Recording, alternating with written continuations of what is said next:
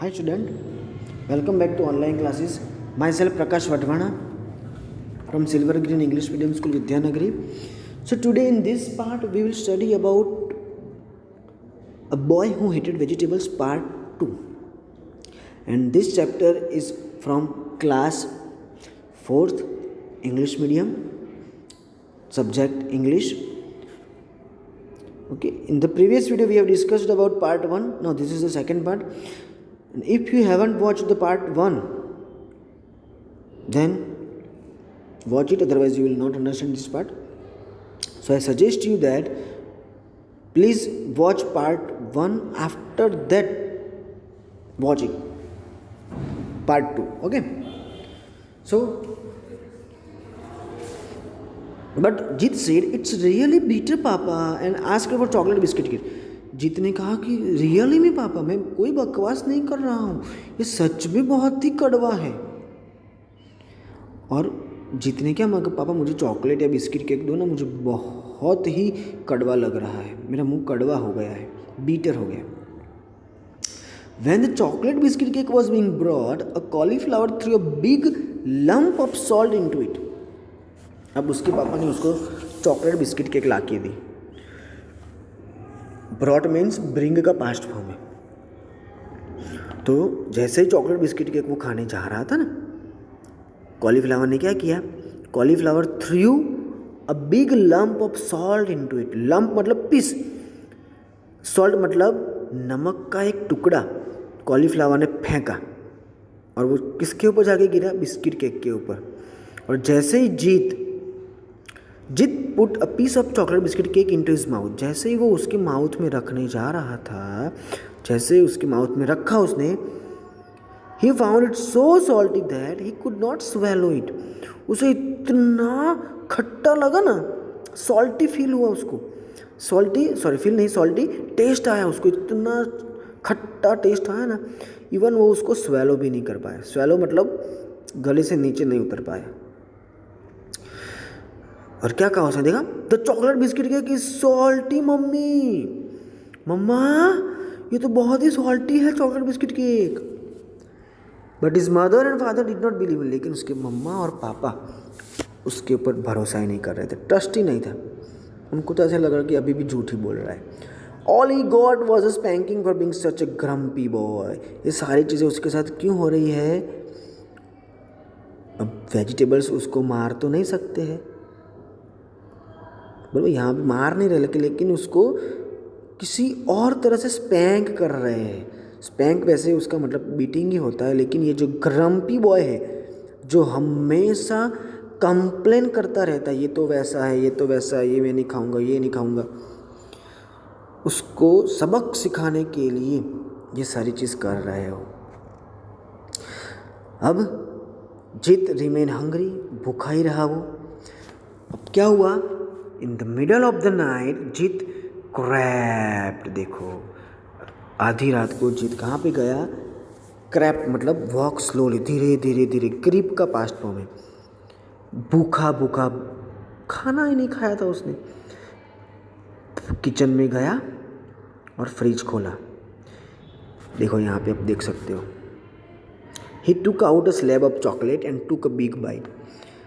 Chocolate का एक slab उसने किया, स्लैब मतलब एक टुकड़ा, बड़ा सा टुकड़ा किया और बाइट करने वाला था। But his tongue burned because the vegetables had rubbed chillies on the chocolate. वो उसको कट करके खाने ही वाला था, और जैसे ही उसने खाया ना, उसकी जो टंग थी ना वो जल गई, बर्न्ड हो गई। क्यों? क्योंकि वेजिटेबल्स ने क्या किया था, चॉकलेट के ऊपर चिलीज को रब किया था, घिस दिया था। और इतनी सारी मिर्ची मुंह में जाए तो क्या हुआ, जीभ जल ही जाए ना।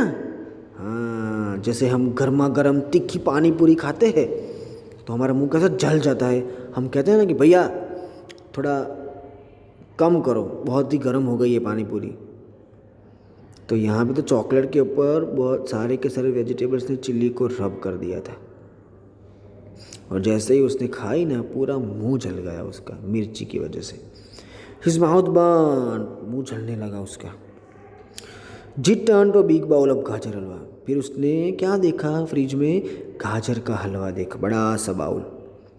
ही put a spoonful into his mouth, एक चम्मच उसने अपने मुंह में रखा, गाजर का हलवा देखा, जैसे ही मुंह में रखा ना, देखो आहा, the halwa tested so sweet and nice. देखा, टेस्ट किया तो कैसा लगा उसको, स्वीट एंड नाइस, बहुत ही अच्छा मज़ेदार टेस्टी है, सुपर्ब है, wow. He took another spoonful and then another, दूसरी एक चम्मच ली, तीसरी एक चम्मच ली। It surprised him that gajar halwa could be so tasty. एक चम्मच, दो चम्मच, तीन चम्मच खाने के बाद तो वो सरप्राइज हो गया कि गाजर का हलवा तो बहुत टेस्टी होता है।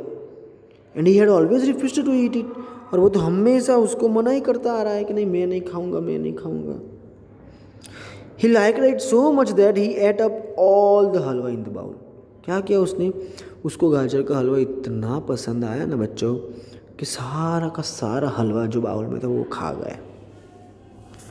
अब देखना नेक्स्ट डे क्या हुआ। Next morning Jeet's mother open the fridge to take out milk for making T.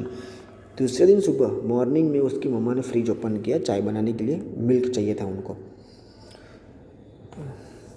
जैसे ही ओपन किया, she found the bowl of gajar halwa empty. उन्होंने देखा कि गाजर के हलवा का जो बाउल था ना वो खाली है। हु हैज ईटन द गाजर हलवा, शी आस्क्ड। उसकी मम्मा ने पूछा कि ये गाजर का हलवा किसने खाया। I ate it mummy, Jeet said. Jeet ने क्या कहा, मम्मा मैंने खाया वो। You hate vegetables don't you. Yes mummy I did hate vegetables but I don't any more. उसकी मम्मा को तो शौक हो गया। उसकी मम्मा ने पूछा कि बेटा तुझे तो वेजिटेबल्स अच्छे ही नहीं लगते हैं, तो फिर तू कैसे खा सकता है। तो जीत कहते हैं हाँ मम्मी मुझे नहीं पसंद है, लेकिन अब से मैं ऐसा नहीं करूँगा, अब से मुझे सारे वेजिटेबल्स अच्छे लगेंगे। आई डोंट एनी मोर, अब से मुझे सारे वेजिटेबल्स हेट नहीं लगेंगे। Jeet mother was happy, good boy she said and hugged him. Jeet की मम्मा तो खुश हो गई कि अच्छा बच्चा मेरा, राजा बेटा, ऐसा कह के उसको गले लगा लिया। हग मतलब to hold close. Okay, so here in this way we have completed this story. Now next activity में क्या है, read part 1 and part 2 the story, arrange the following sentences in proper order and write them in your notebook. देखो ये part और part 1 में जो story दी हुई है ना, उसके ही 10 सेंटेंसेस यहाँ पे दिए हुए हैं, तो आपको उसको सीक्वेंस में अरेंज करने हैं प्रॉपर ऑर्डर में कि 10 में से सबसे पहली चीज़ कौन सी हुई थी, उसके बाद क्या हुआ, उसके बाद क्या हुआ, ऐसे स्टोरी सीक्वेंस में बनानी है, लिखनी है। ठीक है। फिर एक्टिविटी 6 में क्या है, say the following tongue twister as fast as you can. यहाँ पे एक टंग ट्विस्टर दी हुई है। टंग ट्विस्टर मतलब पता है ना, वो एक कच्चा पापड़ पक्का पापड़, कच्चा पापड़ पक्का पापड़, वैसे है। यहाँ पे देखो इंग्लिश में दी हुई है, fresh fried fish, fish fresh fried, fried fish fresh, fish fried fresh. ऐसे फटाफट आपको बोलना है और गूगल पे सर्च करके आप यहाँ पे बहुत सारी tongue twisters related to food लिख सकते हो, और आप नीचे कमेंट में भी लिख सकते हो। ठीक है।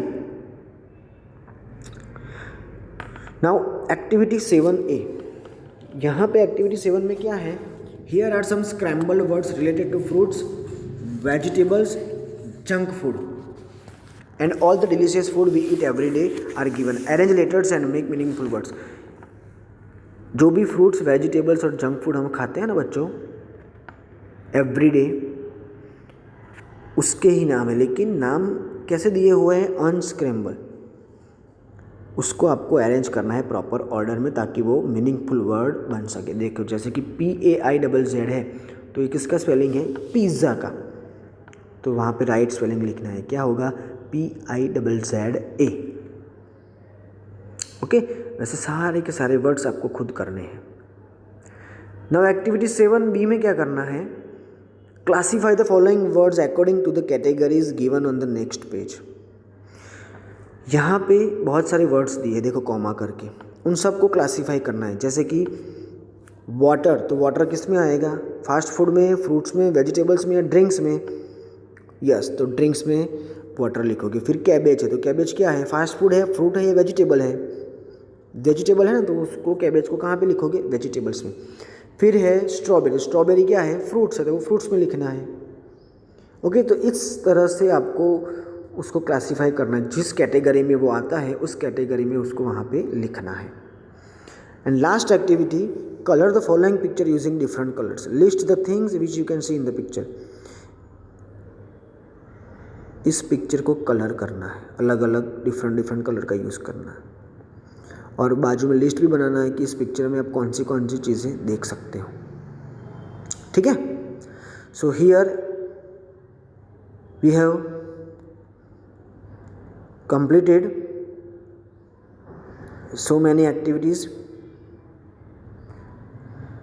जैसे कि एक्टिविटी 4, 5, 6, 7 एंड 8। ओके, तो आज की वीडियो में हम इतना ही रखते हैं। नेक्स्ट वीडियो में हम समझेंगे activity 9, 10। Okay, so I hope आप लोगों को अच्छे से समझ में आ गया होगा ये। अगर आपको ये वीडियो अच्छा लगा है, please share it with your friends and relatives. Thank you.